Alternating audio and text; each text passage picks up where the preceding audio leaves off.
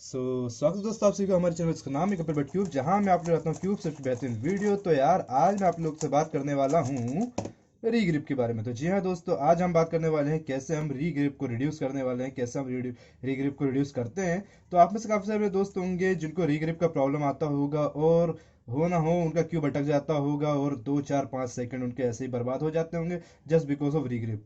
तो चलिए मैं थोड़ा सा आपको बता देता हूँ रीग्रिप क्या होता है और किस तरह आप इनको रिड्यूस कर सकते हैं।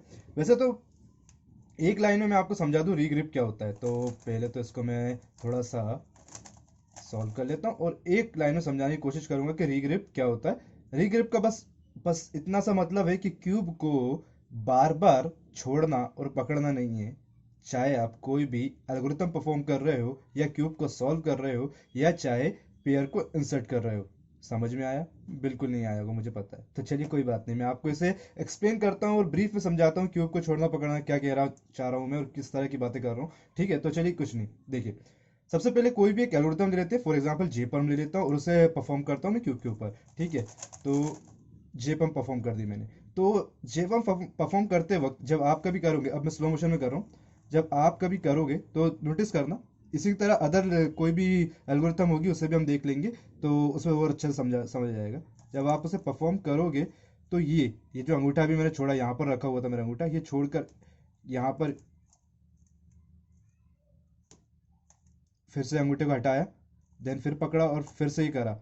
तो ये जो है मेरा रिग्रिप कर रहा है, क्या बार बार मेरे थंब को अपनी पोजीशन से हटाना पड़ रहा है। मतलब जो मेरी लेयर में होल्ड किए होता हूँ उसे छोड़ना पड़ता है और वापस से पकड़ना पड़ता है। किसी और तरह से भी, जैसे कि मैं एक आपको जे पम्प के अपोजिट एको पम्प होती है आर पम्प, वो भी बता दूंगा।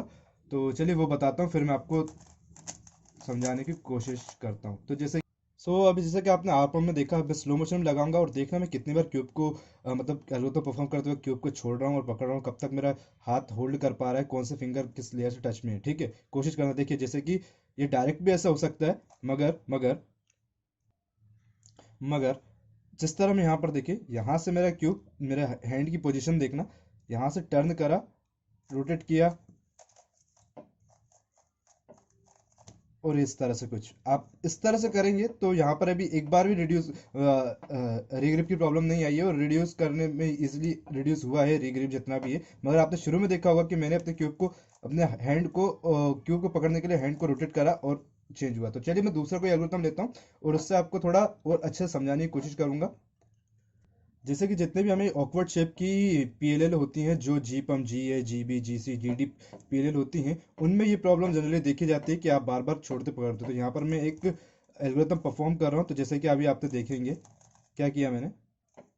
अभी आप देखना, ये जो हैंड को छोड़ रहा हूँ पकड़ रहा हूँ, बार बार ये जो मूवमेंट हो रहा है, उससे क्या हो रहा है कि बार बार रिग्रिप हो रहा है। उससे जितने भी हमारे 1 या 2 या 3 जितने भी हमारे सेकंड जो वो हमारे खराब हो रहे हैं, वेस्ट हो रहे हैं। तो चलिए एक बार क्यूब को सॉल्व करता हूँ और अब फाइनली आपको बताता हूँ कि किस तरह से हम रिग्रिप को हटा सकते हैं फुल्ली। तो ठीक है, तो दोस्तों देखो ऐसा है कि कई बार होता है क्या, क्यूब सॉल्व करने के दौरान जैसे मैं एक बार इसको स्क्रैम्बल कर लेता हूँ और आपको बताने की कोशिश करूंगा।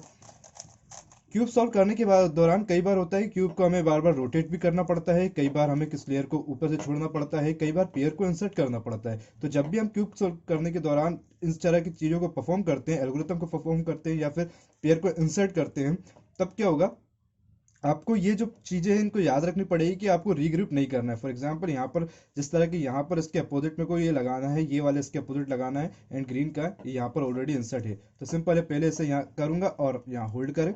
ठीक है, तो देन ग्रीन इंसर्ट।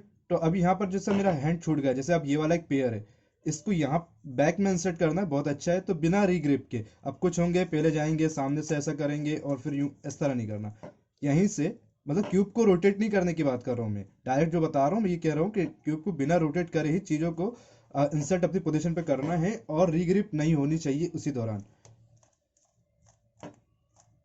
तो ये इंसर्ट हो गया, रीग्रिप नहीं हुई। ठीक है, अगर अब जैसे कि यहाँ पर एक रीग्रिप होगी मेरे से, क्यों, क्योंकि मेरे को अभी पेयर दिख नहीं रहा है, हालांकि यहाँ पर मेरे को दिख रहा है, यहाँ पर भी दिख रहा है, यहाँ पर मेरे को पेयर दिख रहा है, यहाँ पर मेरे को इधर एक दिख रहा है। तो सिंपल है, अब जैसे ये वाला पेयर, ये वाला जो मेरे को पेयर है वो बैक में इंसर्ट करना है, तो होगा आप क्या करोगे, इसे बाहर निकालोगे और सामने जाके इंसर्ट करोगे, मगर ऐसा नहीं है, इस तरह करना वो दिखेगा।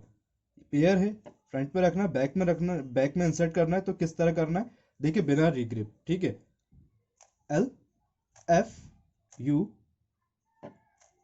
एफ प्राइम एफ एल, और यहाँ पर देखिए पीछे के पीछे जो हमारा पेयर जो है इंसर्ट हो गया विदाउट एनी रिग्रिप। यहाँ पर ऐसे करना है, तो ये तो सिंपल जैसा हमारा सेक्सी मूव होता है आर प्राइम वाला, वो सिंपल होता है, वैसा हो जाएगा यहाँ पर ये वाला। अब जैसे कि यहाँ पर एक पेयर आया, अब इसमें कैसे करोगे आप, क्या करोगे, सामने से इसे रोटेट करोगे या फिर इसे टर्न करके 2 बार ऐसे रोटेट करके और इंसर्ट कर दोगे, मगर ऐसा नहीं करना है। इसे किस तरह इंसर्ट करना है वो देखिएगा, बिना किसी रीग्रिप के। हमें अपनी इंडेक्स फिंगर की जो लेफ्ट हैंड के फिंगर से उनको भी यूज करना होता है राइट हैंड की फिंगर के साथ साथ ही। तो मैं जैसे कई बार भी बोल चुका हूँ, रीग्रिप के दौरान आपको फिंगर ट्रिक्स का बहुत यूज करना होता है, फिंगर ट्रिक्स पर बहुत वर्क करना होता है। तो अभी तक आप फिंगर ट्रिक्स से वर्क कर रहे हो तो रीग्रिप हो सकता है आपकी थोड़ी रिड्यूस हो गई हो। तो चलिए अभी बताता हूँ इसे कैसे इंसर्ट करना,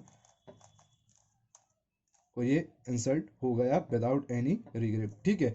तो इस तरह से आपको समझना होगा, जैसे कि अब यहाँ पर एक ये विदाउट रीग्रिप नहीं होगा, मगर फिर भी लेफ्ट साइड से ऐसे करेंगे तो हो जाएगा, देन इसे, और देन फाइनल ये। तो आपको करना क्या है, करना ये है आपको कि जब जब भी आपको क्यूब को रोटेट करने की नौबत आए, मोस्ट प्रोबेबली क्यूब को सॉल्व करने के दौरान केवल 1 या 2 बार ही क्यूब को रोटेट करो ड्यूरिंग इंसर्टिंग पेयर। जब भी पेयर को इंसर्ट कर रहे हो, तो मतलब जैसे यहाँ पर मेरा पेयर है, इसे यहाँ बैक में इंसर्ट करना है, तो मेरे को क्यूब को रोटेट करने की ज़रूरत पड़ेगी।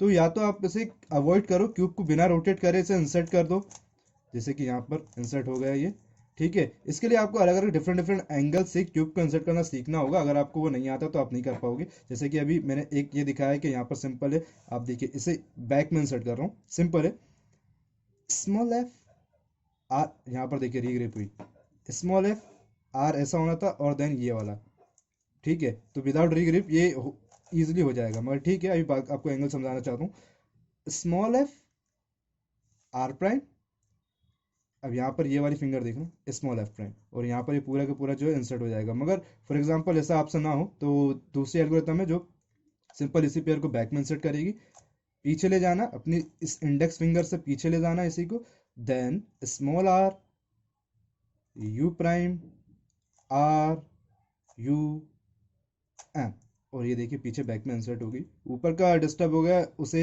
रहने दीजिए, उससे तो डिस्टर्ब होना ही है। देन फिर फाइनली ओ एल एल,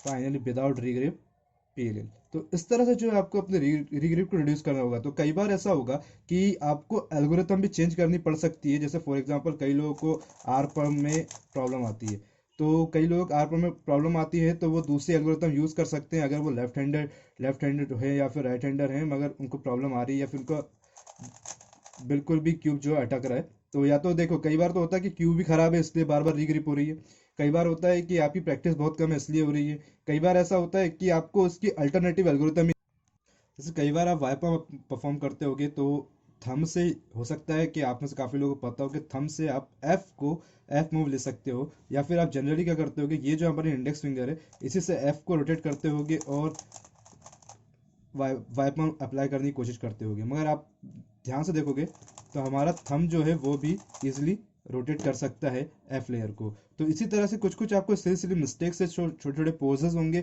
उनको रोकने के लिए आपको रीग्रिप को यूज़ करना होगा, और देखना होगा आपको खुद ही अपनी प्रैक्टिस के दौरान ध्यान देना होगा कि कहाँ पर आप क्यूब को होल्ड कर रहे हो, कहाँ पर छोड़ रहे हो। इस तरह से आपको पता करना होगा ड्यूरिंग प्रैक्टिस, ठीक है। और उसी के साथ साथ आपको उसका सोल्यूशन भी खुद ही निकालना होगा कि रीग्रिप को मैं किस तरह कम कर सकता हूँ, कि जैसे जैसे आप रीग्रिप को कम करना शुरू करोगे आपका टाइम जो है कम होता जाएगा, बहुत जल्दी आप क्यूब को सॉल्व कर दोगे। तो आज के लिए इतने थे दोस्तों, अगर आपको हमारा वीडियो अच्छा लगा तो प्लीज़ लाइक करें, शेयर करें और करें चैनल को सब्सक्राइब, साथ ही दबा दीजिए बेल आइकन को। और हाँ, अगर आपको कुछ समझ नहीं आया तो प्लीज़ कमेंट पे मेरे को कमेंट जरूर करें, मैं डेफिनेटली उसका आंसर करूंगा और बताऊंगा कि आप किस तरह से रीग्रिप को अवॉइड कर सकते हैं। बस आप मुझे अपनी प्रॉब्लम बता देना कहाँ आपकी रीग्रिप की प्रॉब्लम आ रही है, तो मैं आपको बता दूंगा सोल्यूशन क्या है उसका। और हाँ, अब तो हमने आप लोगों के लिए हमारी वेबसाइट डाल दी है जो कि kapilbutcube.com, तो वहाँ पर भी काफ़ी सारा कंटेंट है, तो आप गूगल पे जाए, सर्च करें kapilbutcube.com और जितना चाहे वहाँ पर भी लर्न करें। तो थैंक्स फॉर वॉचिंग गाइस, मिलते हैं नेक्स्ट वीडियो में, बाय बाय।